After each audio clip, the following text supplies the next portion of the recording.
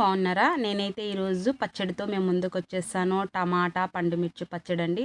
చాలా టేస్ట్‌గా ఉంటుంది. ఈజీగా ఇంట్లో ఉన్న వాటితో ఎలా చేసుకోవాలో నేను మీకు చూయిచ్చేస్తాను. ముందుగా ఒక బాండి తీసుకోనండి. అందులోకి 3 టేబుల్ స్పూన్ ఆయిల్ వేసి 20 పండుమిర్చిని ఇలా వేయించుకోనండి. అలా వేగుతుండగానే 1 టేబుల్ స్పూన్ మినపప్పు, అలాగే శనగపప్పు 1 టేబుల్ స్పూన్ వేసుకొని ఒక పెద్ద తెల్లవాయ అండి, పెద్ద పాయంత వేసుకోనండి. జీలకర్ర ఆయిల్లోనే అందులోనే వేసుకోనండి. నేను మర్చిపోయి ఇలా వేసేసాను.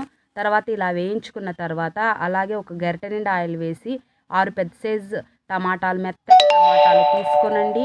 అందులోకే తగినంత సాల్ట్ కొద్దిగా వేసుకోనండి. తర్వాత ఒక గుప్పెడు కరివేపాకు వేసుకొని ఇలాగ మెత్తగా మగ్గిపోయేంత వరకు మగ్గించండి. ఇలా మెత్తగా మగ్గాలండి. ఇలా మగ్గుతుండగానే కొద్దిగా హాఫ్ సైజ్ అంతా చిన్నది కట్ చేసుకొని ఉల్లిపాయ వేసుకోనండి. తర్వాత ఇలాగ కోర్సుగా తిప్పుకొనండి. ఒక్క పల్స్ ఇవ్వండి, ఎక్కువ మెత్తగా రుబ్బుకొనకండి.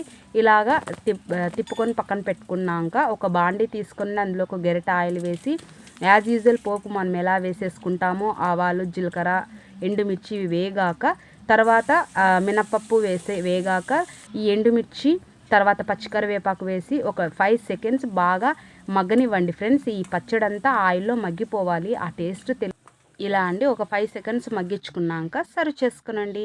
నెయ్యి ఉంటే చాలండి, ఎవరైనా కడుపు నిండా తృప్తిగా భోంచేస్తారండి. అంత బాగుంటుంది పచ్చడి.